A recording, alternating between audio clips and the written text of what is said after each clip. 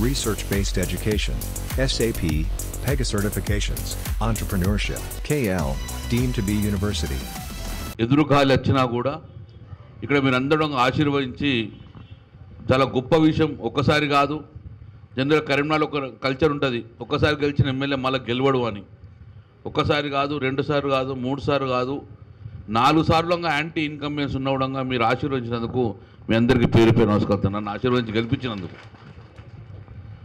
అలాగే ఈరోజు కూడా మీ ఆశీర్వాదం కోసం వచ్చినాం. ఏదో మా స్వార్థం కోసం మేము ఎమ్మెల్యే గెలవాలి, మా వినోద్ కుమార్ గారు ఎంపీ గెలవాలి అనే మా స్వార్థం కాదు. మా స్వార్థం అంతా ఈ కరీంనగర్ అభివృద్ధి ఆగద్దని, కుంటుపడద్దని. మీరందరూ మాకన్నా ఒక 30-40 సంవత్సరాలు 20 సంవత్సరాలు ముందు పుట్టిరు. మీరు మీ కళ్ళ ముందు కానీ కరీంనగర్ చూశారు. మీరు ఎట్లా ఉన్న కరీంనగర్ ఎట్లా మార్చినాం.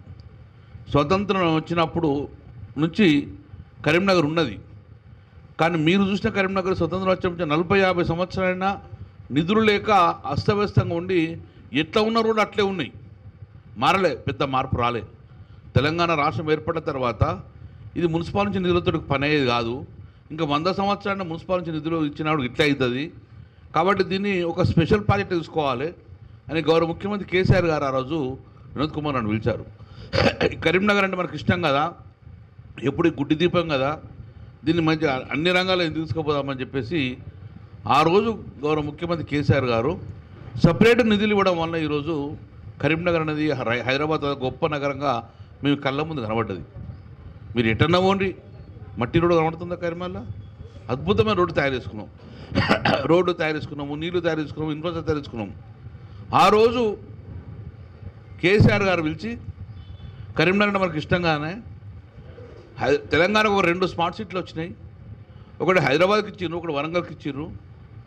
మరి దీన్ని ఏం చేద్దాం, నాకున్న కరీంనగర్ ఇష్టము అంటే వినోద్ కుమార్ గారు, సార్ మీరు కరీంనగర్కి ఇష్టమని మాకు కూడా కరీంనగర్ ఇష్టము, మీరు అనుమతి ఏంటి, నేను కొట్లాడి తీసుకొస్తా అని చెప్తే ఆ రోజు కేసీఆర్ గారు అనుమతి ఇస్తున్నాం పోయి కొట్టాడరా అంటే ఆ రోజు వారు ఎంపీ గారు, నేను ఎమ్మెల్యే, అందరం కలిసి పోయినాం.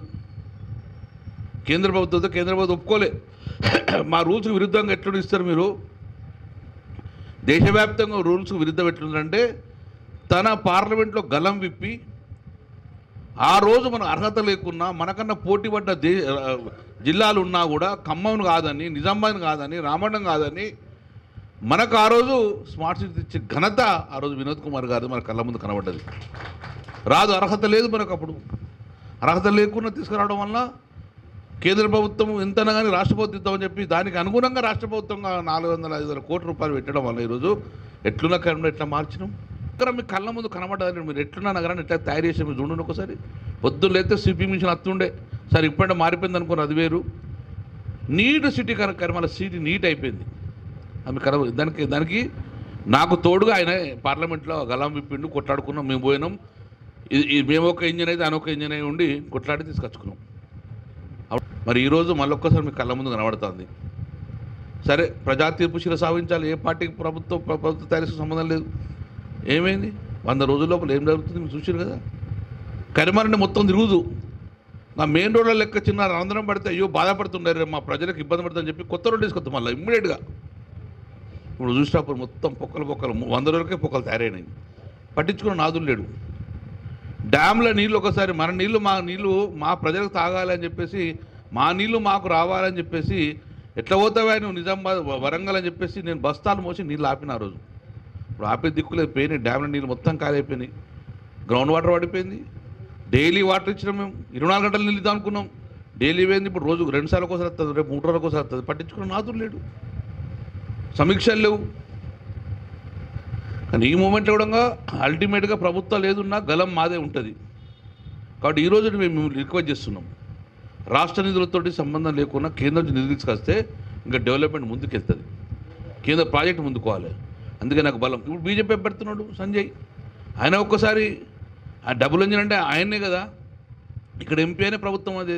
మరి ఏవి నిధులు సపోర్ట్ ఏది ప్రజలకు లేదు. ఇక కాంగ్రెస్ అభ్యర్థి ఎవరో ఇంతవరకు తెలియదు, ఆ తొడరాజు కూడా తెలియదు.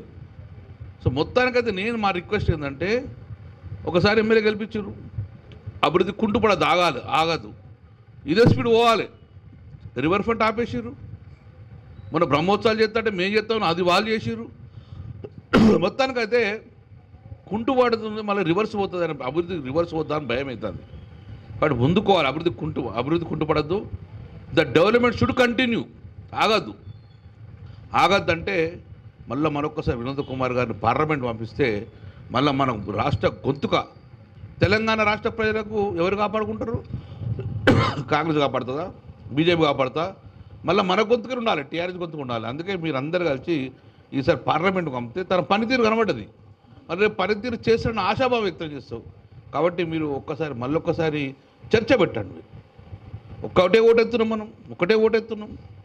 ఆ ఓటు ద్వారా మనకేమొస్తే కాదు, ఈ కరీంనగర్ ప్రజలకి ఏమొస్తుంది తెలవాలి. కాబట్టి ఆ ఓటు ద్వారా వినోద్ కుమార్ పార్లమెంట్ పంపిస్తే గతంలో జరుగుతున్న నమ్మకం ఉన్నది. కాబట్టి మరొకసారి మీరు ఆశీర్వదిస్తే నాకు తోడుగా ఉంటాడు. ఆ రోజు నాకు తోడుగా ఉండి పార్లమెంట్లో కొట్లాడుకొని స్మార్ట్ సిటీ తీసుకొచ్చినాము. రేపు అయితే గిట్ట డెవలప్మెంటు అక్కడక్కడ ఈ పార్టీ ఆ పార్టీ చూడరు. కేంద్ర ప్రభుత్వం గొంతు మంచిగా ఉన్నదా, నిజాయితీ ఉన్నదా అంటే డెఫినెట్గా నిధులు శాంక్షన్ చేసుకుంటాం. సో ఆ రకంగా మీరు అందడంగా మీకు ఇంతకన్నా ఎక్కువ మీరు ప్రచారం చేస్తే నగరం అంతా ప్రచారం అయిపోతుంది. మీకు వేరే స్వార్థం ఉండదు, కరీంనగర్ డెవలప్మెంటే స్వార్థం వేరే ఉండదు. కాబట్టి ఈసారి విధంగా వినోద్ కుమార్ గారిని పెద్దలు ఆశీర్వదించాలి. నాకెట్లా ఆశీర్వించి గెలిపిస్తే మన భవిష్యత్ తరం ఈ భూమి మీద మనం వెయ్యేళ్ళ బతకం. మనకన్నా ముందు లక్షల సంవత్సరాల నుంచి ప్రజలు జీవిస్తారు. ఇక ముందు కూడా జీవించాలంటే వినోద్ కుమార్ గారిని డెవలప్మెంట్కు మీరు అవకాశం అని చెప్పి కోరుతున్నాను. జై తెలంగాణ. మరిన్ని వీడియోస్ కోసం ఛానల్ సబ్స్క్రైబ్ చేయండి. లేటెస్ట్ అప్డేట్స్ కోసం వాట్సాప్ ఛానల్ ఫాలో చేయండి.